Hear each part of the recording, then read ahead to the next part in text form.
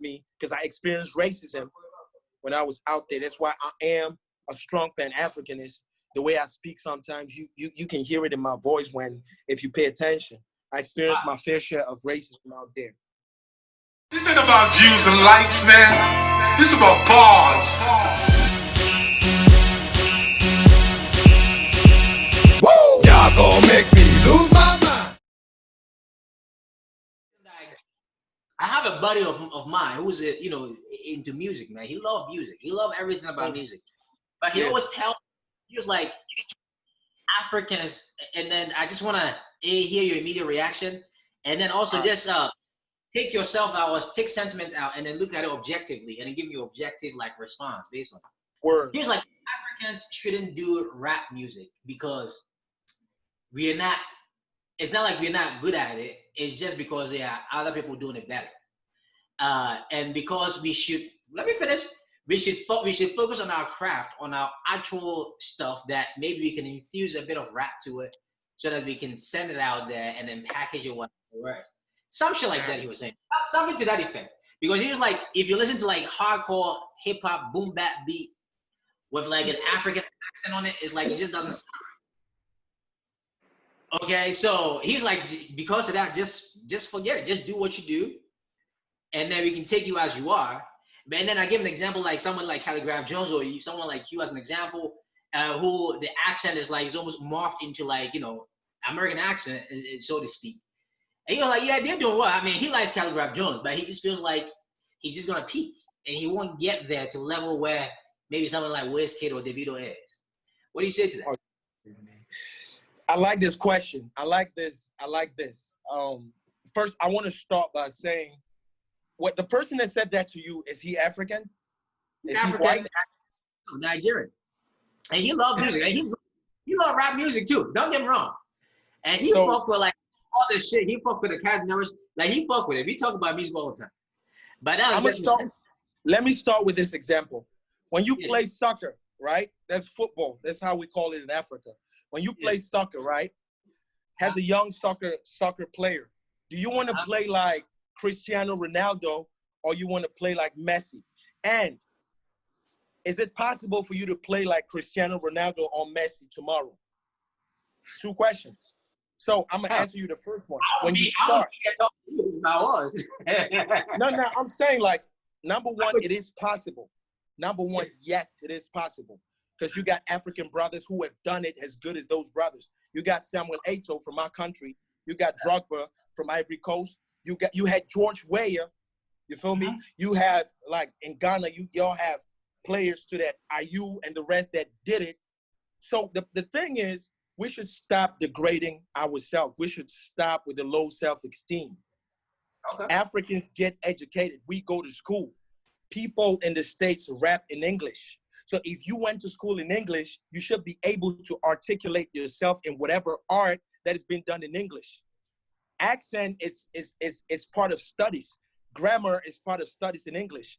So you should be able, irrespective of where you are, to learn these things. And that's why rap should be selective. Not everybody can do it. The few that can do it should do it. Calligraph Jones, Cal De Niro, Nasty C, M.I., Sarkodia, Manifest. You feel me? These brothers put in work. You have this other brother from Liberia. What they call him? Bucky Raw. The list is long. So how is it possible that they did it? Africa listened to a lot of hip hop. So if the problem is okay, Africans cannot do it at that top level. So why should we even listen to it at that top level? How do we catch it? How do we get it? You feel me? Why are Africans in Harvard? Why are Africans professors, geniuses? So if an African boy could be a genius tomorrow somewhere in the States, England, or wherever in the world, I could be a top rapper. Put my lyrics on the ground and let's check. Get a rapper from the States. Put my lyrics on the ground. Put Calligraph Jones lyrics on the ground. Put Cal De Niro lyrics on the ground. Nasty C, just prove it. An African can do it as much and the same way as an American kid or rapper can do it. You can attest to that fact. You are a reporter right now. Look at what you're doing. The show you're hosting right now, and some years back, they would have thought, oh, an African cannot do it. But boom, here you are, making that magic. So we should stop. I am a Pan-Africanist. I need us as Africans, number one, to unite. And when I say Africans, I'm talking about Black people globally. Don't get it. They shouldn't get it misconstrued. That is the African.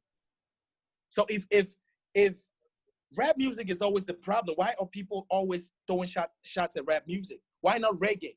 Reggae did not start from, reggae is dominant in Jamaica, right? Dance hall music. But then you got perfect reggae artists in Africa. Pato Ranking, this guy from Ghana, what they call this? Boy. Stone Boy. The list is long. And you have these, Ghana is big on reggae, dance hall music. It's the same as hip hop. It pains me to hear people degrade themselves to that level. I level that argument that you're making. And then the idea was like, even with the, and this is what he said, even with the reggae dancehall, because if you listen to Shatta Wale and or even Stonebwoy, and even Patoranking to a degree, yes, they have the patois accent, but they still infuse of like maybe a little pidgin here and there. Stonebwoy says a lot of things in Tree in his reggae music. And that's how it's nothing wrong with it. It's nothing wrong with it. Because at the end of the day, all these cultures started in Africa. Our brothers took it and went over there. Rap music started in Africa. There's poetry. It started in West Africa, over here. Our ancestors used to stand and recite poetry, and that's where rap came about. Jazz music. And then that's how hip hop was born in the Bronx in the States. So what are you talking, like, what are they, when they say that, I just look at them like, oh, that's a slave mentality. That's a slave mentality, first of all. You want to start separating Black people like, oh, this is an African, brother, he's inferior. He can't do it as the other brother. Before you know it, they're not united no more. You feel me? But no, I've been out of the country. A lot of times people mistook me for an African-American. I didn't show them nothing. But then I like it that way because, yeah. Of course you did. Look at your arms. Stop playing, man. Stop playing. Hey, it's a question I actually meant to ask you before we go. How often do you go to the gym? Like, I mean, dude, you bulk the spark, bro. You know what I'm saying? Yeah, before. There's another thing before, like rap music, fitness, or bodybuilding, or powerlifting is my other passion. It kept me away from a lot of crimes. I would have been somewhere right now locked up, believe me. Because I was really in the streets like that. I would have been locked up. It kept me away from crime. It kept me away from addiction. So I use bodybuilding, powerlifting, and fitness to keep me away from these things and keep me focused when I was not doing music. So it was school, fitness, and rap music. Those three things is what defined me. Okay. So that's probably why I'm like this. In Africa, I mean, I know you say you lived in Asia, but I'll touch on that a little bit. In Africa, one of the biggest things is like our diet is not vast enough to be able, or even if you may not even have money, to be able to like live a healthy life, like looking like you. So what do you say to that? Any advice out there? African, like traditional African diets are so good, first of all, for carbs, carbohydrate, that's the energy part of it. They're so good for it. And then the other thing which has to be combined with the carbs is the protein. So when you work out, it's a combination of what you lost at the gym and what you built. So the carbs is the energy. It helps you to work out. Then the protein is the building blocks. You feel me? It helps you build and regenerate your cells to make you look the way you are, and then drink a lot of water and boom. So when it comes to carbs, we don't have a problem. Eat a lot of fufu, eat a lot of, other African dishes, Gary, eat a lot of that. It's going to help you with the carbs. But then protein is the problem. You're going to have to need protein shakes. You need to eat chicken. You need to eat beef. You need to take your vitamins and so on. I think for an average African, it's going to be hard. It's going to be a little hard because most of our countries, trust me, like it or not, the gap between the rich and the poor is still wide. It is still wide, like it or not. Some people are actually living very good and some people are living, very poor, and these governments are really bad. So for an average African, it's going to be a little difficult. But then we can do it because an African is born with superior genetics. First of all, it's the gene. See that black strength, that melanin, it's born in you. That black man and woman, you got it in you, so you don't even need much. Facts. I feel it, man. I feel it. Shout out to everybody in Africa still looking good, man, because we don't have a lot of protein out in Africa, man. That's a fact. we don't eat a lot of protein, my nigga. We don't. You know what I'm saying, yo? Yeah, we don't have these. We got protein, but we don't have these companies to develop it. You feel me? Industrialization. These factories are not doing their job. As I said, these governments are not putting in place what is necessary for us to develop these different domains, and that's what we're fighting for. If we unite as a country, if we unite as a continent, we're gonna be great. You feel me? So I think we're gonna talk about that later in the show. I know you're gonna ask me a question pertaining to African unity and stuff. So let me just not talk. It's the show. So, as far as living in Asia, what brought you to Asia, and what year did you go to, and then how did you come back, or why did you come back? So this is really private, but I'm putting it out, right? So.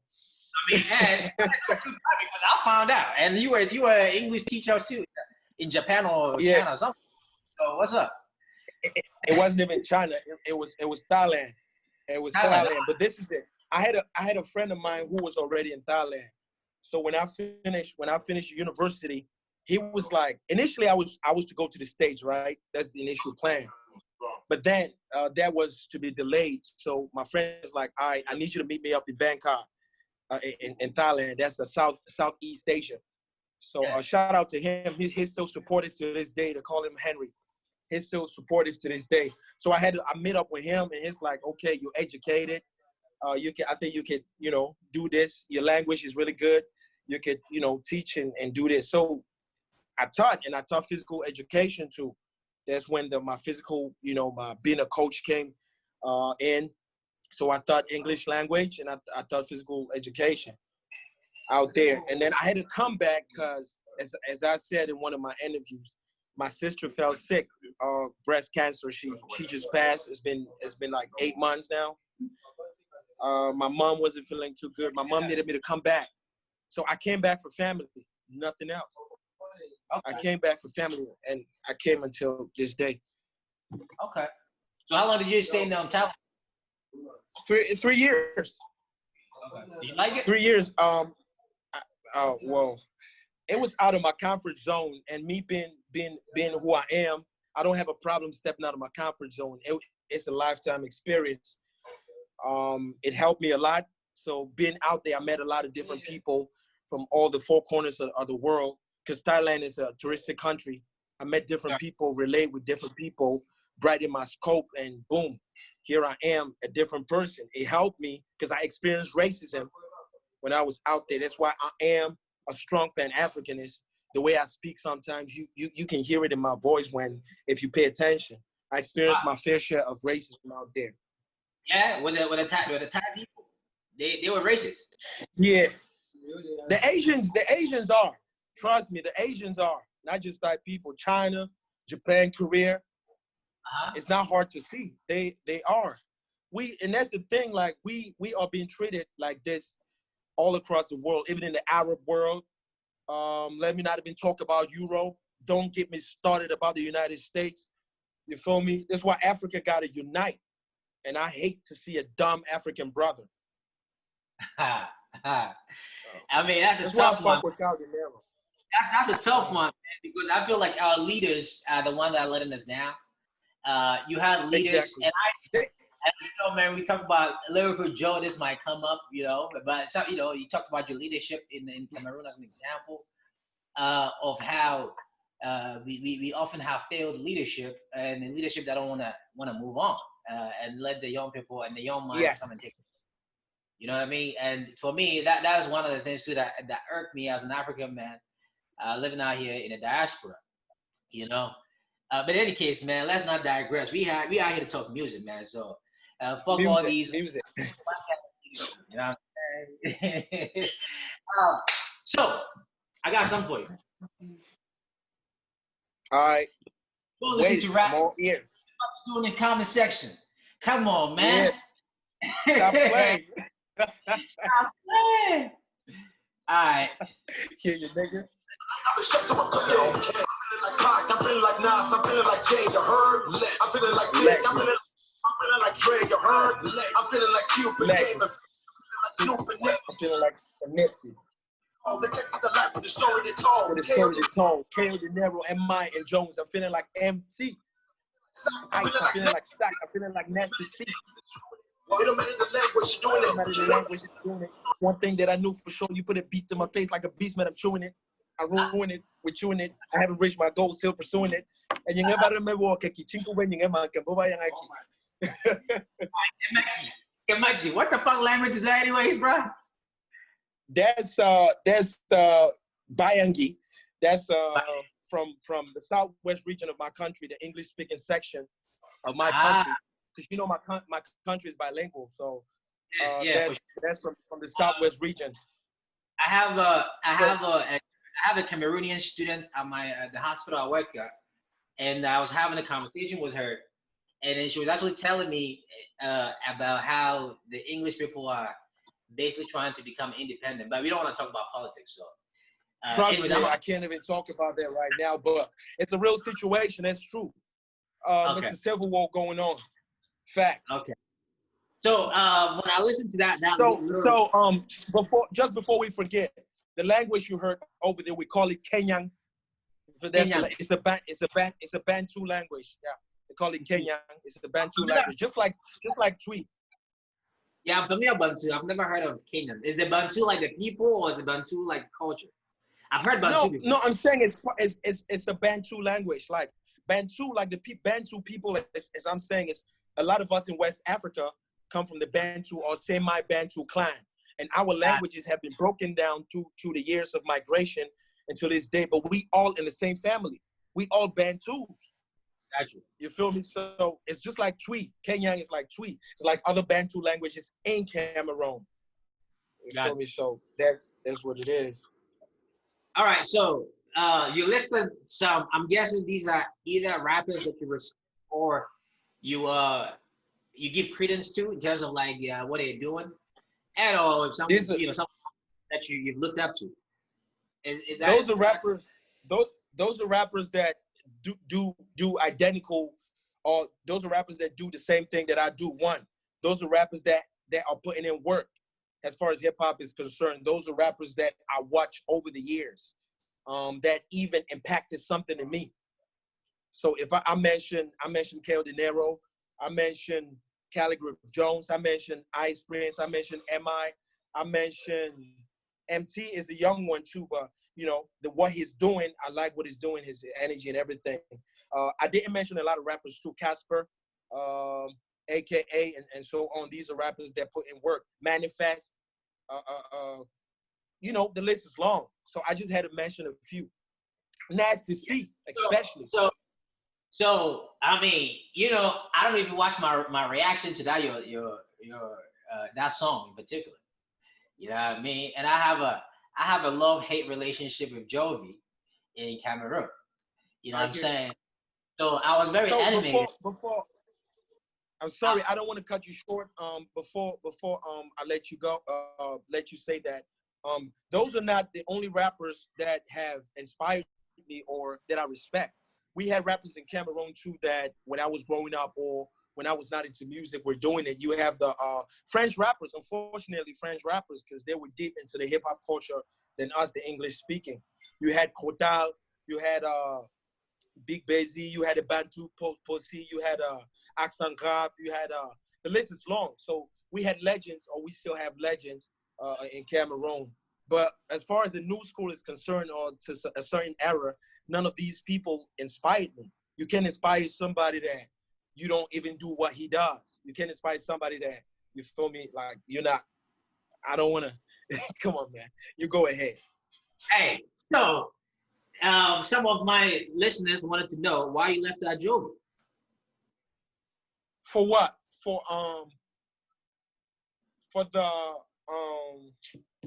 the song you just played?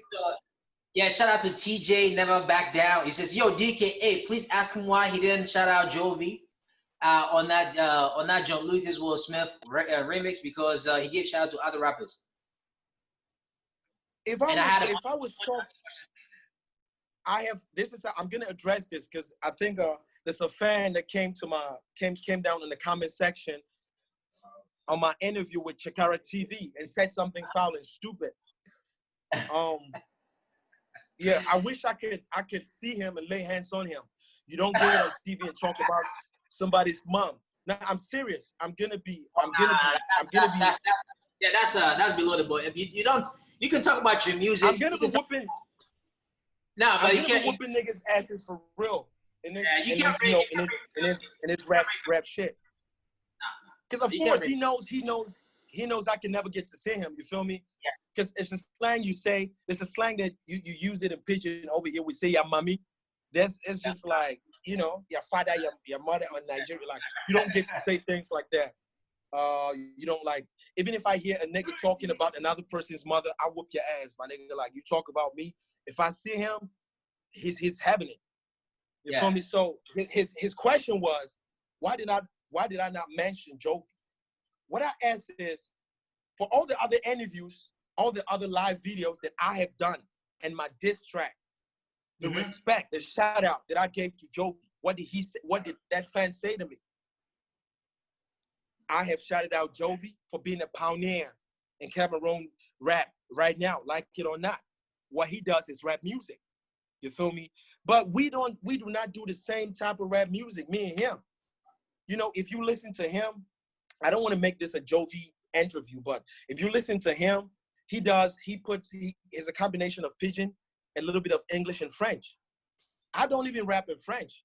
I can speak French, but I'm not so good in French to an extent that I should be an artist in French.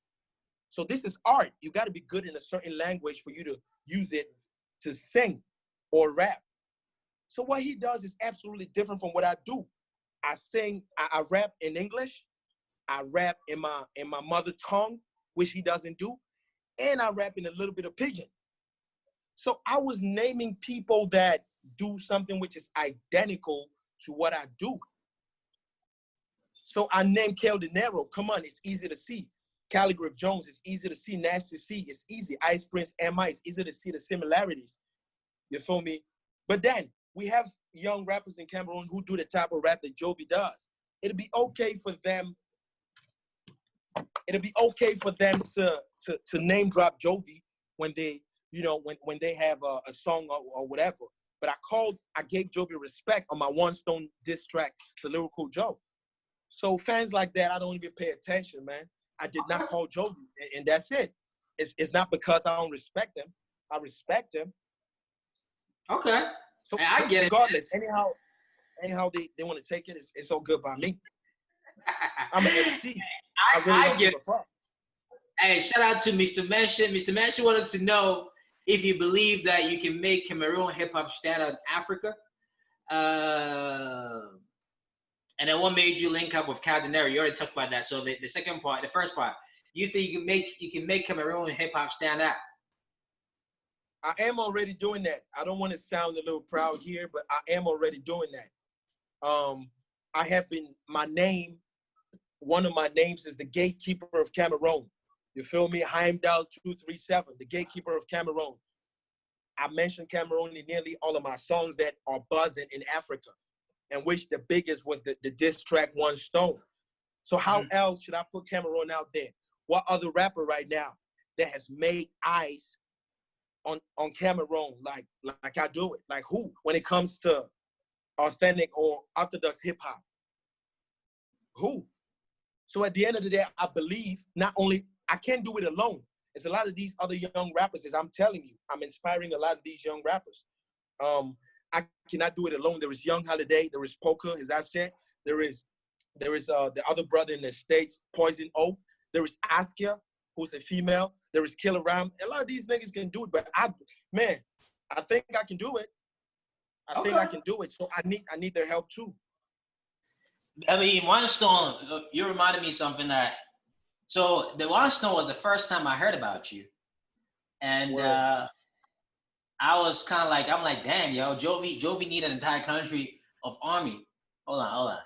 In the new hurt, Kame's partly responsible for making you hurt. So it's only right that a Cameroonian kills you. Welcome to the King's Palace. I wouldn't want to be you. All the truth is in Khmer who support and believe you. I'm cleaning all your shit stains off. Hand me a tissue. I know you never heard of me. I was in the streets. I did the dirty work. So you think Cameroonians are sellouts? No, not Cameroonians. Some people in Cameroon were taking siding with Lyrical Joe. And Lyrical Joe told you in his show, he had information from insiders, people that are in Cameroon. So for me, I see myself like the things that I say on my songs, they come to pass like I'm a prophet.